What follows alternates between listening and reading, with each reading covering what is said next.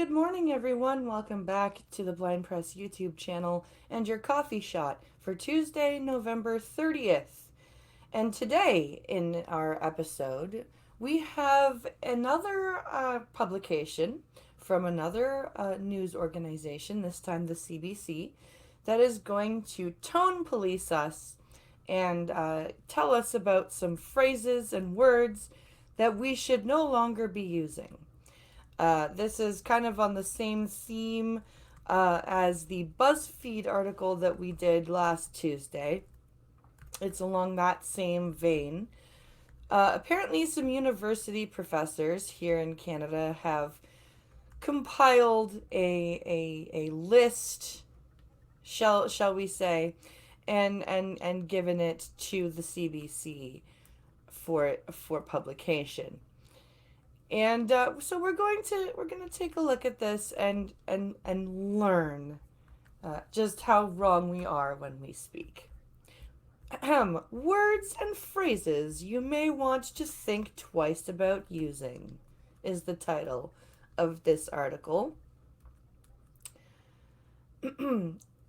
Historical, cultural context important for phrases like grandfathered in and spirit animal. Are you grandfathered in? Good Lord. And this was posted yesterday, as in November 29th. So we're going to take a listen and let's see just how ridiculous this gets.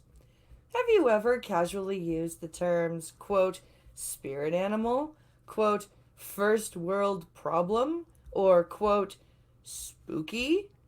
It might be time to rethink your use of these phrases and remove them from your daily lingo.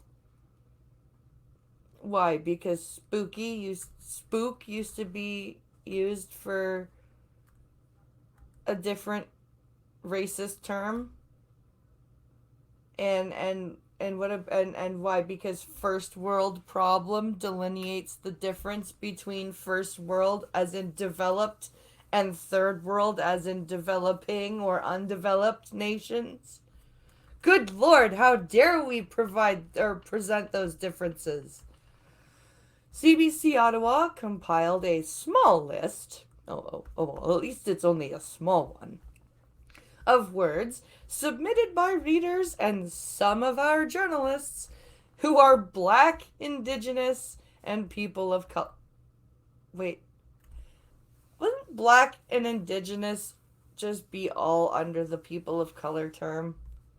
Anyway, we ran some of the words by anti-racism and language experts who said some of these phrases can be hurtful to various groups of people for their historical and cultural context.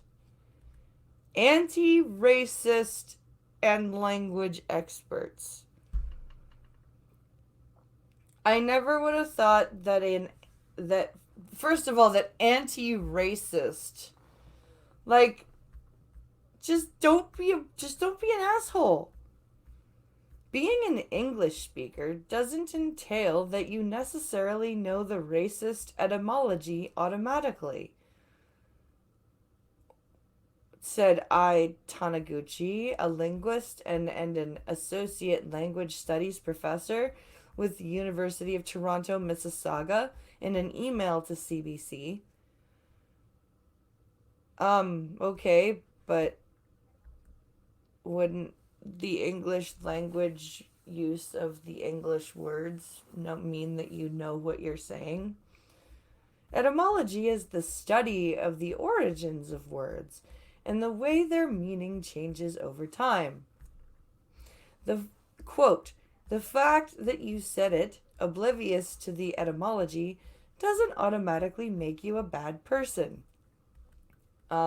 Obviously, thank God somebody has some sense. What you do once you find out a word is racist, sexist, or ableist, etymology, or a word's racist, sexist, or ableist etymology carries more importance, she explains. Okay, etymology, you just said, means the origin. Okay? That doesn't mean that that's the word's current meaning. All right? So, just because a word may have had a bad origin doesn't mean that it is currently used or defined in a negative slash racist slash ableist slash whateverist context. You insane people. It's not so much about political correctness, I think. It's about the empirical accuracy. Are you trying to tell us that political correctness is science? It, no, we're not tone policing. No, no, no. We're being empirically accurate. Fuck you! You're tone policing and you're being politically correct. And now you're trying to couch it in scientific terms. Screw you. I didn't know it was racist. Does not eliminate the pain of the hearer, said Taniguchi. Quote, as language users, that is a thing that was just written down. We have the social responsibility to monitor the impact our utterances have on others, especially when it involves a marginalized group.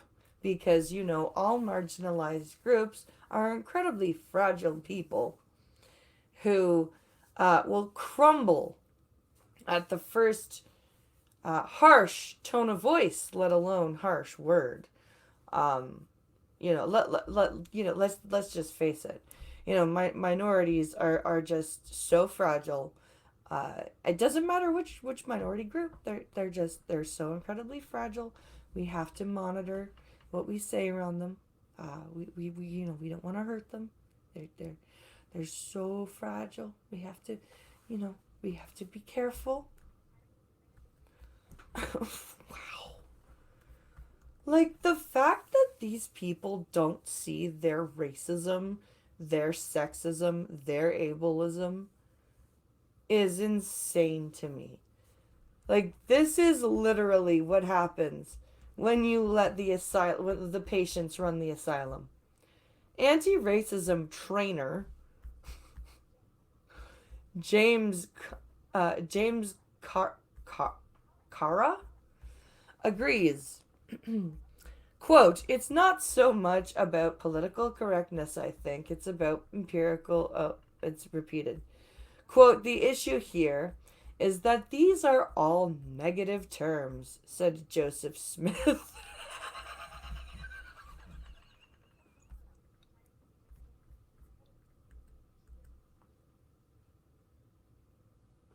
Dum dum dum dum dum.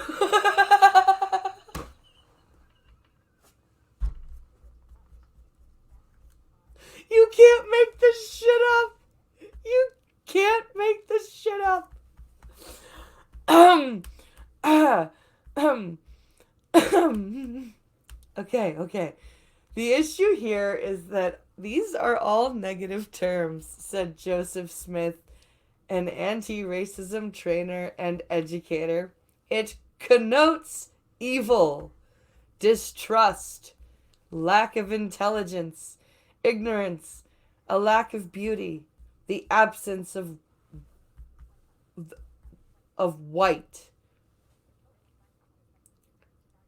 What?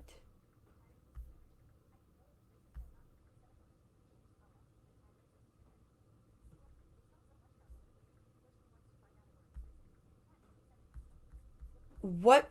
But there was no specific example that particular quote makes no sense. This lowering of blackness on the spectrum with regards to value was developed further in the wake of the transatlantic slave trade. But it also predates that, explained Smith. What? Spooky? Black? Oh, black? The word black? You can't use the word black anymore? Black became associated with a particular group of people, and that group of people received all that negative connotation. That's why we try to move away from these kinds of terms. You can't say black people. You can't say. Okay, so you'd rather say person of color, which is literally just reversing colored people, which was incredibly racist like 50 years ago, was it not? Do you literally want to go back to that? How can people not see how regressive these people are? How can people look at the woke movement and the social justice movement and not look at the regression and not see it? Not like, oh no, I'm blind and I just said, how can people not see that? Oh, how horrible of me. I'm internalizing my ableism. Kara pointed out that the tech industry is now moving away from using white and black, replacing it with terms like block list or deny list, computer code list, like, or computer code labels like master and slave are also being re-examined. Holy shit! The zeros and ones are not different colors, people! Oh my god! If we use the words allow list instead of white list, or deny list instead of blacklist, it enhances the true understanding of that word, she said. No, you moron!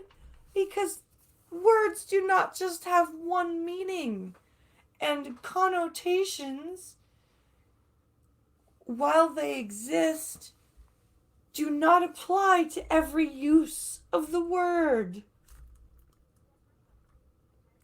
Why must you insist on living in a world where everything, literally everything, down to the zeros and ones in a computer program, are racist to you?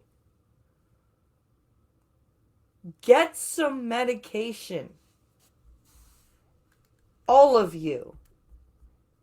Smith says terms like ghetto and inner city grew out of the Industrial Revolution in North America.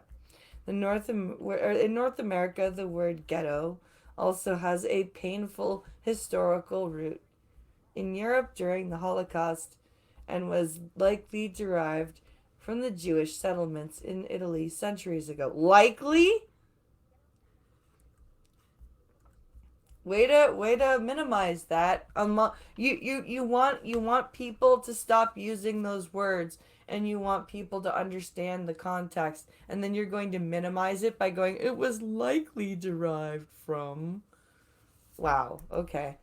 Quote, ghettos and inner city were typically seen to be places where less refined people lived. The people who weren't up to date culturally, development wise, he said. No! It was the working class people! That you're skipping a step. You're skipping the step that it was the working class people, the more impoverished people that lived there. Now, did the upper class attach those thoughts that you just expressed to that particular class of people? Yes, they did. But you skipped an important step. They weren't just shepherded into the inner city groups because they were literally physiologically less than.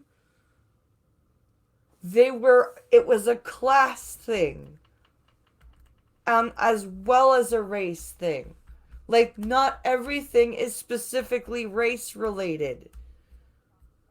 Meanwhile, from the late 1900s onwards, political rhetoric and media representation showed suburbs as pleasant, quiet, and gentle areas, while inner city was seen as dangerous and risky.